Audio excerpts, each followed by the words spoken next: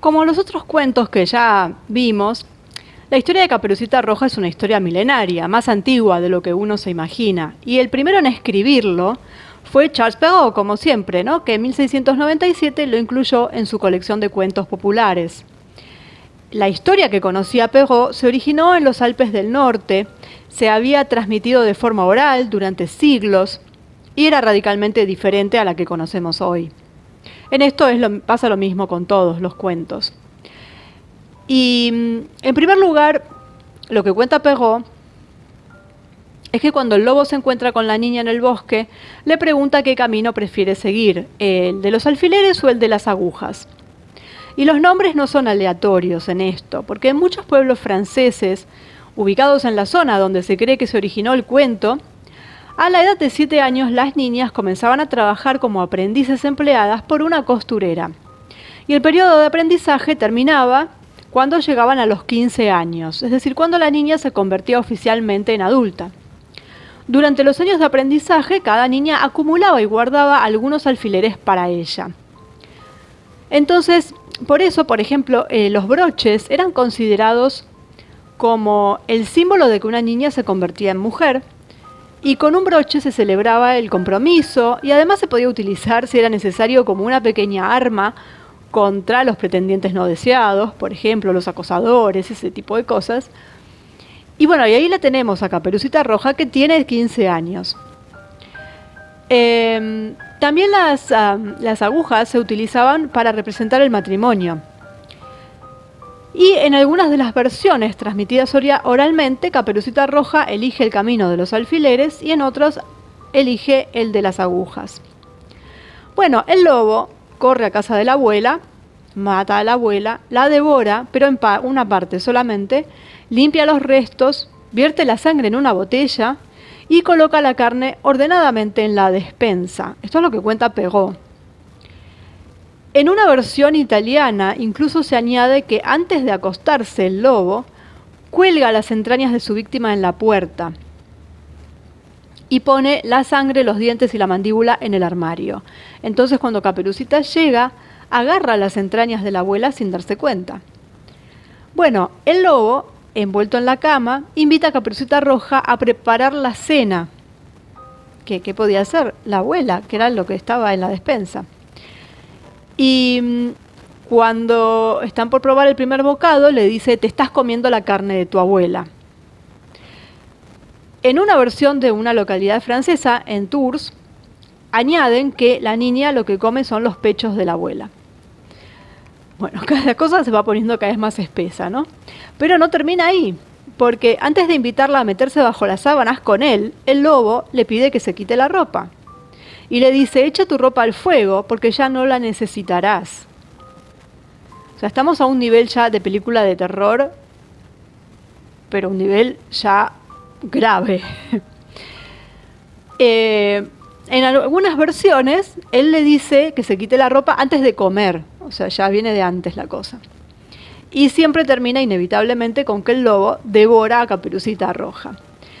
Bueno, en Francia, a fines del siglo XVII, esta historia, así como venía, no podía funcionar. Entonces, Perrault dora un poco la píldora, elimina las escenas más sangrientas, pero mantiene el final trágico. Y el tema es, bueno, ¿por qué no le da un final feliz? Es fácil porque, digamos, para la colección que él tenía en mente, había un target de público muy concreto, que era el de los niños, y el final cumplía en ese sentido la función de asustar a los niños para disuadirlos de escuchar a extraños. Porque en aquel entonces la mayoría de los padres no tenían tiempo para cuidar a sus hijos durante el día, y entonces había que ser muy convincente para que ellos quedaran convencidos de qué podían hacer y qué no, qué era peligroso y qué no. Entonces, lo que hace la historia es que el lector se apegue al personaje de Caperucita Roja para quedar impresionado por el macabro final. Y entonces, claro, es una moraleja. Y claro, uno dice: ¿y cuándo es que aparece el cazador? El cazador, que es el que interviene para salvar a la niña y a la abuela, fue obra de los hermanos Grimm en 1812. Es decir, ellos agregan el final feliz que Perrault no había dado. Y así se convierte en lo que conocemos hoy en día, no exactamente porque conocemos más bien la versión Disney o más edulcorada, porque la versión de los hermanos Grimm sigue siendo macabra, pero con este final feliz entre comillas, más depurado, digamos, con no tanta cosa perversa, aunque está, y además si uno presta atención, bueno, está todo lo que decía Perrault, pero no es explícito.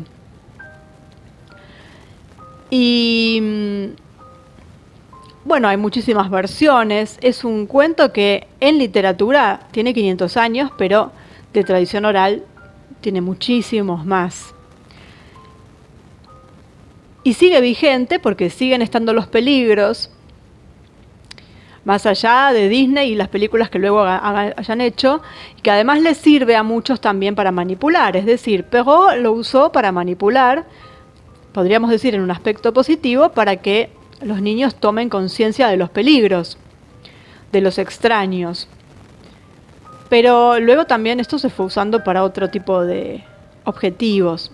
También podemos decir que hay muchísimas interpretaciones. Desde el punto de vista de la psicología, se van por las ramas con un montón de cosas que son interpretaciones finalmente. Si estaban en el objetivo original o no, no lo sabemos. Por supuesto que se van todo por el lado sexual y demás. Existe eso, está, lo podemos ver. Pero era otra época y había cosas que hoy pueden ser tabú y que antes no, y viceversa. Entonces hay tantas interpretaciones como personas prácticamente. Pero la principal es la de la moraleja. Y por supuesto que el sadismo que tiene, como tienen los otros cuentos, pero este en particular es tremendo. Es un sadismo que casi no lo podemos explicar, pero si uno piensa hoy en día, ¿cuántas películas de terror hay de este estilo que la gente consume por diversión, incluso porque nadie mira una película de terror para aprender nada? La mira porque le gusta. Entonces, prácticamente, si bien estaba dedicada a los niños, tenía su parte sádica porque el ser humano le gusta ver estas cosas, es así. Eran las películas de terror del momento. Y ya que estamos, adoctrinamos a los niños para que tengan cuidado porque hay mucho loco suelto. Así que, bueno, vamos a ver la versión de los hermanos Grimm, que es la última en literatura. Después ya toman el relato de los hermanos Grimm y lo terminan de desguazar, podríamos decir, hasta llegar a las películas de hoy en día, que también se empiezan a ir hacia el lado macabro porque tienen un público ahí expectante. Así que bueno, ahí vamos con Caperucita Roja, que realmente es espeluznante. La versión de los hermanos Grimm de Caperucita Roja. Había una vez una adorable niña que era querida por todo aquel que la conociera, pero sobre todo por su abuelita. Y no quedaba nada que no le hubiera dado a la niña. Una vez le regaló una pequeña caperuza o gorrito de un color rojo que le quedaba tan bien que ella nunca quería usar otra cosa, así que la empezaron a llamar Caperucita Roja. Un día su madre le dijo: «Ven, Caperucita Roja, aquí tengo un pastel y una botella de vino. Llévaselas en esta canasta a tu abuelita, que está enfermita y débil, y esto la ayudará. Vete ahora temprano, antes de que caliente el día, y en el camino camina tranquila y con cuidado. No te apartes de la ruta, no vayas a caerte y se quiebre la botella y no quede nada para tu abuelita. Y cuando entres a su dormitorio, no olvides decirle: buenos días. Y no andes curioseando por todo el aposento». «No te preocupes, haré bien todo», dijo Caperucita Roja. Y tomó las cosas y se despidió cariñosamente. La abuelita vivía en el bosque, como a 1 kilómetro de su casa. Y no más bien había entrado Caperucita Roja en el bosque, siempre dentro del sendero, cuando se encontró con un lobo. Caperucita Roja no sabía que esa criatura pudiera hacer algún daño y no tuvo ningún temor hacia él. «Buenos días, Caperucita Roja», dijo el lobo. «Buenos días, amable lobo». «¿A dónde vas tan temprano, Caperucita Roja?» «A casa de mi abuelita». «¿Y qué llevas en esa canasta?» «Pastel y vino. Ayer fue día de hornear, así que mi pobre abuelita enferma va a tener algo bueno para fortalecerse». «¿Y a dónde vive tu abuelita, Caperucita Roja?» «Como a medio kilómetro más adentro, en el bosque. Su casa está bajo 3 grandes robles, al lado de unos avellanos. Seguramente ya la habrás visto», contestó inocentemente Caperucita Roja. El lobo se dijo en silencio a sí mismo: «Qué criatura tan tierna, qué buen bocadito, y será más sabroso que esa viejita. Así que debo actuar con delicadeza para obtener a ambas fácilmente». Entonces acompañó a Caperucita Roja a un pequeño tramo del camino y luego le dijo: «Mira, Caperucita Roja, qué lindas flores se ven por allá. ¿Por qué no vas y recoges algunas? Y yo creo también que no te has dado cuenta de lo dulce que cantan los pajaritos. Es que vas tan apurada en el camino como si fueras para la escuela, mientras que todo el bosque está lleno de maravillas». Caperucita Roja levantó sus ojos y cuando vio los rayos del sol danzando aquí y allá entre los árboles, y vio las bellas flores y el canto de los pájaros, pensó: «Supongo que podría llevarle una de estas flores frescas a mi abuelita, que le encantarán. Además, aún es muy temprano y no habrá problema si me atraso un poquito. Siempre llegaré a buena hora». Y así ella se salió del camino y se fue a cortar flores. Y cuando cortaba una, veía otra más bonita, y otra, y sin darse cuenta, se fue adentrando en el bosque. Mientras tanto, el lobo aprovechó el tiempo y corrió directo a la casa de la abuelita y tocó a la puerta.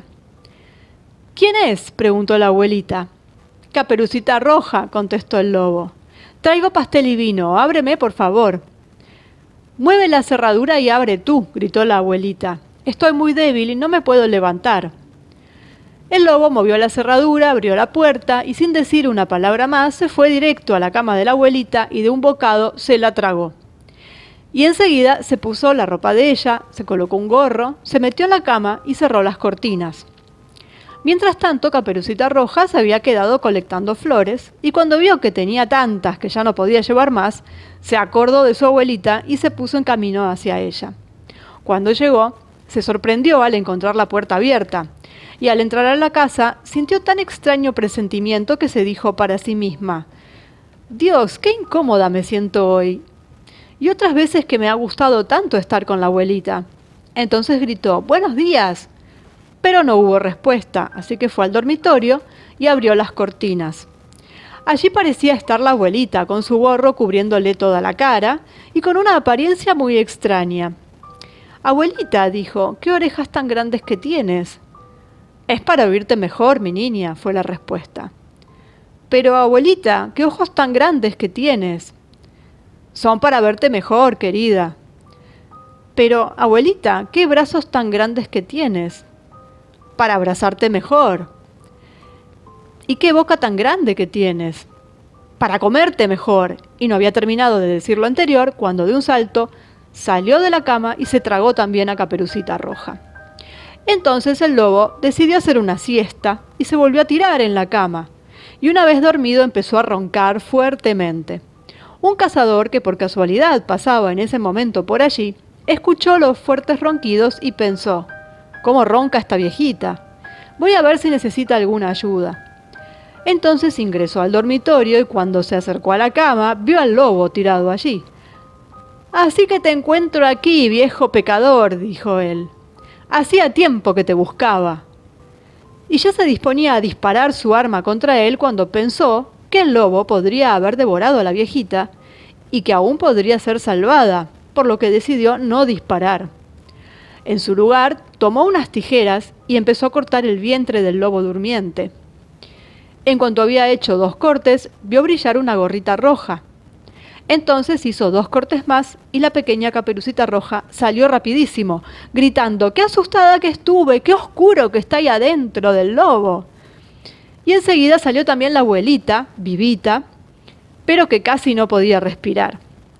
Rápidamente Caperucita Roja trajo muchas piedras con las que llenaron el vientre del lobo, y cuando el lobo despertó, quiso correr e irse lejos, pero las piedras estaban tan pesadas que no soportó el esfuerzo y cayó muerto. Las tres personas se sintieron felices. El cazador le quitó la piel al lobo y se lo llevó a su casa. La abuelita comió el pastel y bebió el vino que le trajo Caperucita Roja y se reanimó. Pero Caperucita Roja solamente pensó: mientras viva, nunca me retiraré del sendero para internarme en el bosque, cosa que mi madre me había ya prohibido hacer. Se dice que otra vez que Caperucita Roja llevaba pasteles a su abuelita, otro lobo le habló y trató de hacer que se saliera del sendero. Sin embargo, Caperucita Roja ya estaba a la defensiva y siguió directo en su camino. Al llegar, le contó a su abuelita que se había encontrado con otro lobo y que le había saludado con buenos días, pero con una mirada tan sospechosa que si no hubiera sido porque ella estaba en la vía pública, de seguro que se lo hubiese tragado. Bueno, dijo la abuelita, cerraremos bien la puerta, de modo que no pueda ingresar. Luego, al cabo de un rato, llegó el lobo y tocó a la puerta y gritó: «Abre, abuelita, que soy Caperucita Roja y te traigo unos pasteles». Pero ellas callaron y no abrieron la puerta, así que aquel hocicón se puso a dar vueltas alrededor de la casa y de último saltó sobre el techo y se sentó a esperar que Caperucita Roja regresara a su casa al atardecer para entonces saltar sobre ella y devorarla en la oscuridad. Pero la abuelita conocía muy bien sus malas intenciones. Al frente de la casa había una gran olla, así que le dijo a la niña: «Mira, Caperucita Roja, ayer hice algunas ricas salsas, por lo que trae con agua la cubeta en las que las cociné a la olla que está afuera». Y llenaron la gran olla a su máximo, agregando deliciosos condimentos, y empezaron aquellos deliciosos aromas a llegar a la nariz del lobo, y empezó a aspirar y a caminar hacia aquel exquisito olor, y caminó hasta llegar a la orilla del techo y estiró tanto su cabeza que resbaló y cayó de bruces exactamente al centro de la olla hirviente, ahogándose y cocinándose inmediatamente. Y Caperucita Roja retornó segura a su casa y en adelante siempre se cuidó de no caer en las trampas de los que buscan hacer daño.